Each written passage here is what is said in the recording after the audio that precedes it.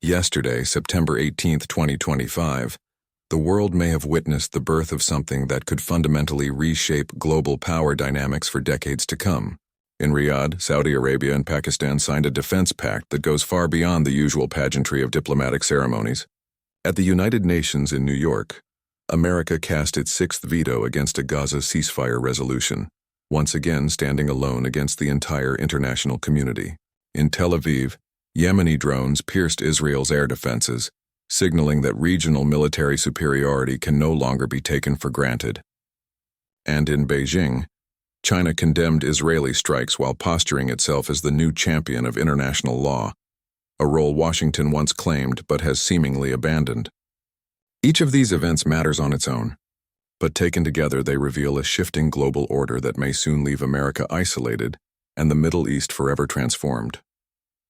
On Wednesday, September 17, 2025, in a gilded palace in Riyadh, something extraordinary unfolded.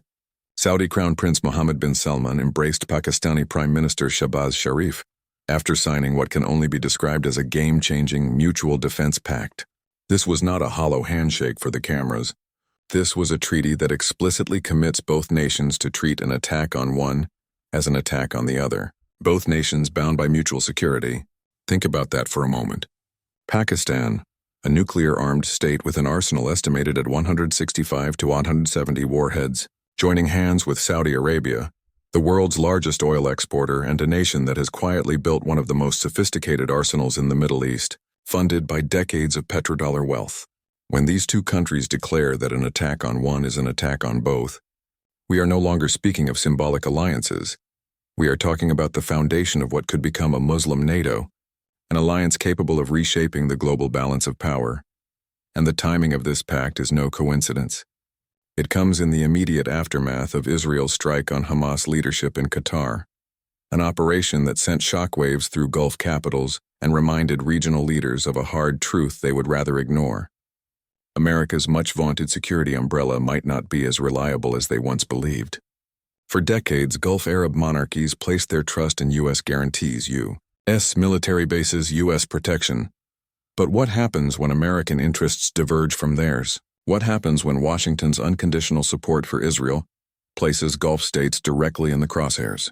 This pact between Saudi Arabia and Pakistan is not taking shape in a vacuum.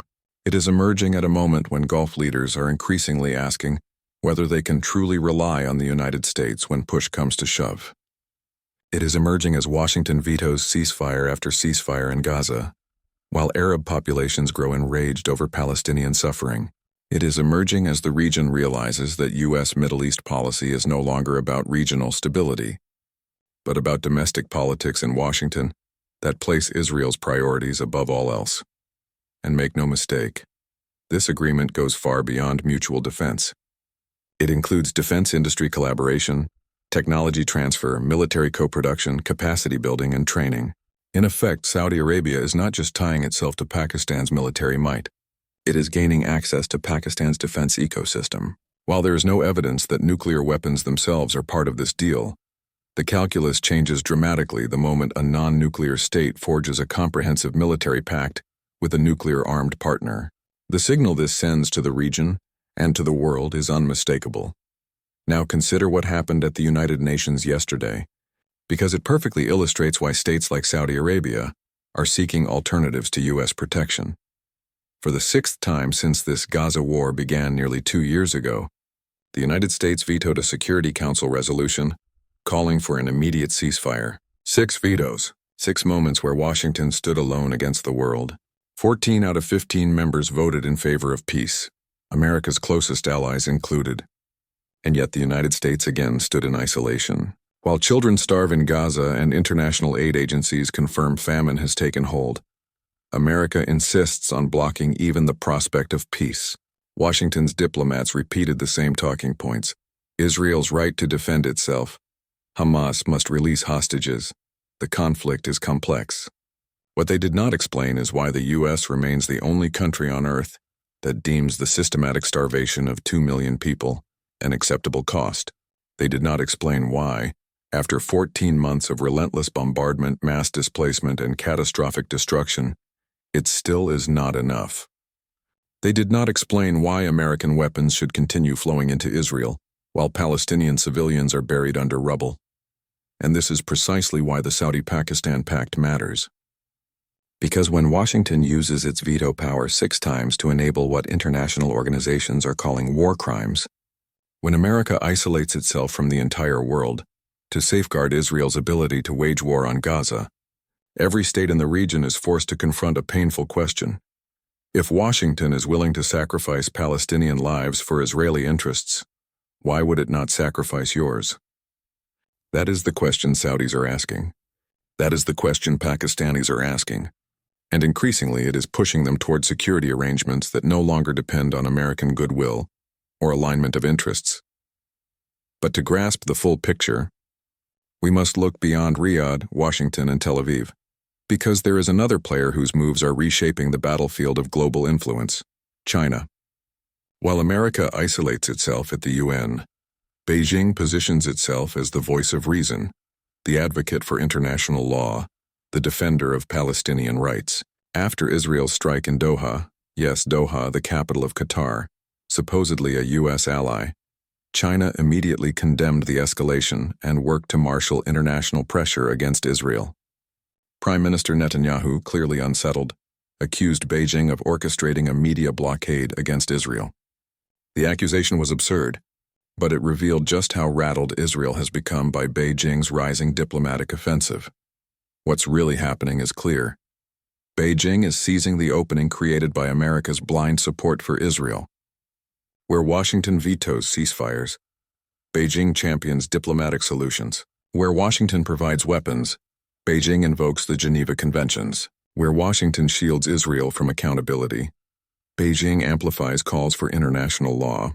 This is not merely about Palestine or Israel. It is about who shapes global norms, who commands credibility in the developing world, who the global South sees as its advocate versus its oppressor.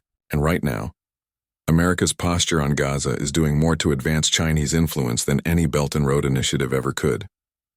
Taken together, these developments, the Saudi-Pakistan Defense Pact, America's isolation at the UN, Yemen's challenge to Israeli defenses, and China's assertive diplomacy, point toward an emerging world where Washington's dominance is no longer guaranteed.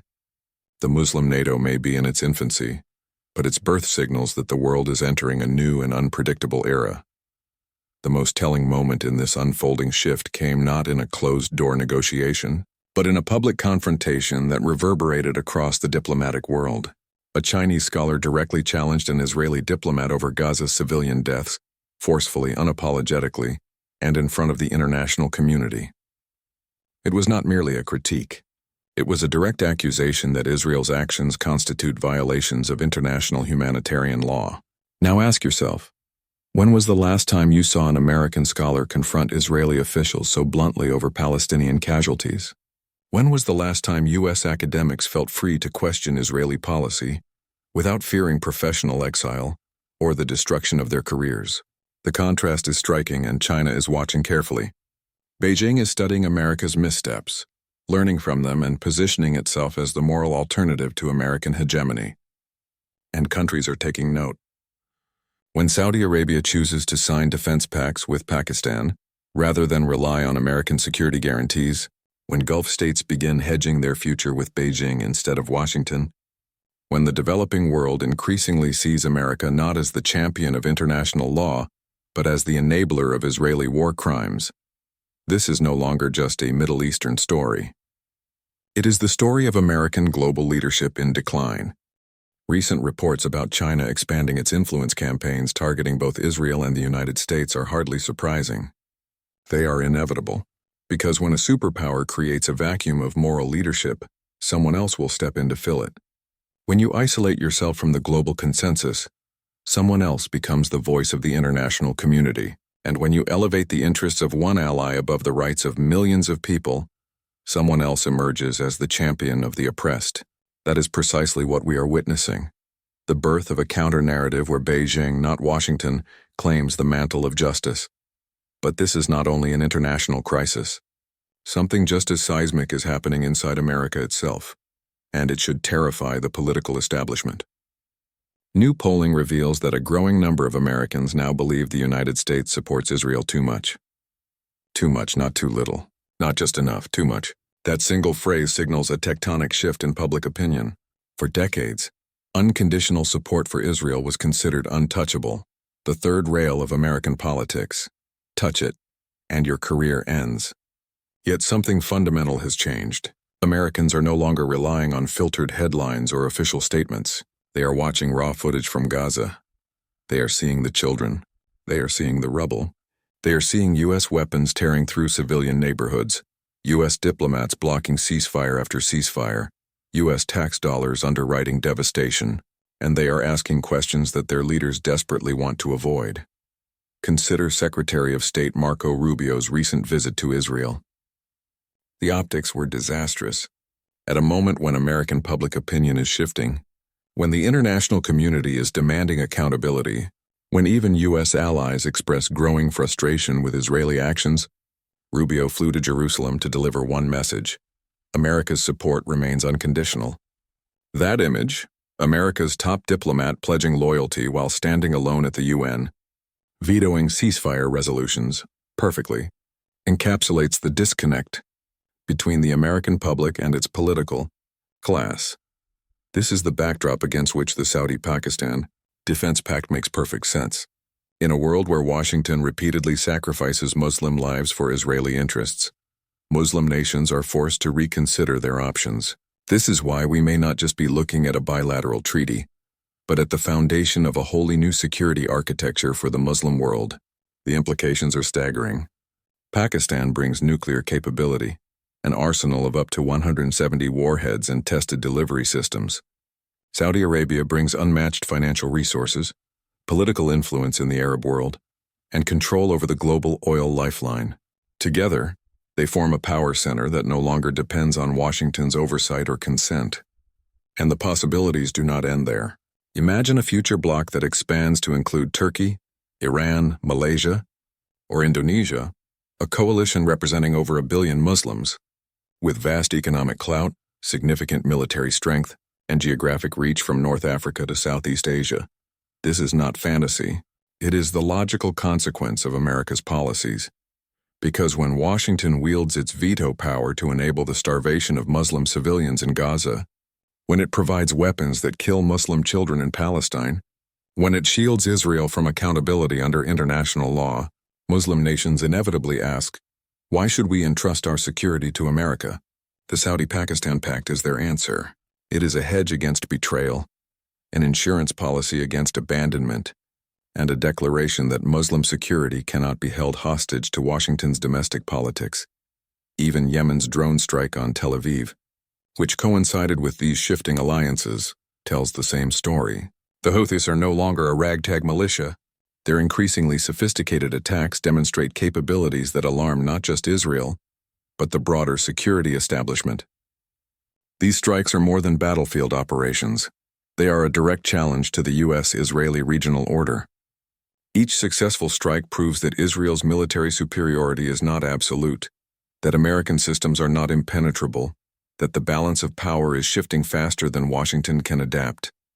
This is why Saudi Arabia, despite fighting the Houthis in its own backyard, is still reaching toward Pakistan for defense guarantees. Because Riyadh understands that reliance on American protection is no longer enough. Taken together, the Saudi-Pakistan Pact, America's 6th UN veto, China's diplomatic offensive, shifting American public opinion, Yemeni drone breakthroughs, and Rubio's symbolic visit to Jerusalem, they form a coherent story. It is the story of a world in transition, of alliances cracking under pressure, of old orders collapsing and new ones rising. America's political establishment clings to the illusion that unconditional support for Israel strengthens U.S. influence in the Middle East. But the evidence is overwhelming. Muslim nations are building parallel security arrangements. China is presenting itself as the guardian of international law. Allies are voicing their frustration openly. The American public is losing patience, and the UN Security Council repeatedly isolates Washington, 14 votes to 1. This is not abstract theory. This is what decline looks like, not sudden collapse, but gradual isolation, diminishing influence. allies hedging their bets and alternative power centers emerging to fill the vacuum. The practical implications of the Saudi-Pakistan alliance cannot be overstated. It opens the door to technology transfer programs that could alter the regional balance of power permanently. Pakistan contributes not just nuclear capabilities, but decades of experience in asymmetric warfare, counterterrorism, and an indigenous defense industry built precisely to avoid dependence on American weapons. Saudi Arabia, meanwhile, has spent hundreds of billions on U.S. systems only to discover the limits of that investment when American support is conditional, unreliable, or politically constrained. This pact is Riyadh's declaration of independence from American security guarantees. It is Pakistan's chance to extend its influence far beyond South Asia. And more than that, it is the prototype for what intelligence agencies are now calling a Muslim NATO, a defensive alliance that could expand rapidly to include other disillusioned Muslim majority states. The sophistication of Yemen's drone operations underscores an even deeper trend: the proliferation of advanced military technologies beyond U.S. control. The Houthis did not create these capabilities in isolation. They benefited from Iranian support and technology transfer, part of a broader strategy to counter U.S. and Israeli dominance with indigenous innovation. This trend is spreading. Muslim nations are no longer content to buy American weapons with strings attached. They are developing their own systems, sharing expertise with one another, and building cooperative defense frameworks independent of Washington. And here, once again, China's role looms large. Beijing is quietly constructing the financial systems, trade networks, and infrastructure that allow nations to bypass American institutions altogether. It is no accident that defense pacts like the one signed in Riyadh are emerging alongside China's economic rise. The two processes reinforce one another. Together, they lay the groundwork for a multipolar order, where American dominance is no longer assumed, where Washington's vetoes and weapons shipments cannot dictate outcomes, and where Muslim nations finally chart their own security course. This is the world that America's Gaza policy has created. This is the future guaranteed by 6 vetoes at the UN. And this is the true cost of unconditional support for Israel. The price is not only paid in Palestinian lives, it is paid in American influence, American alliances, and America's ability to shape global events. The Muslim NATO now taking shape is not a response to U.S. strength. It is a direct response to U.S. moral bankruptcy and diplomatic isolation.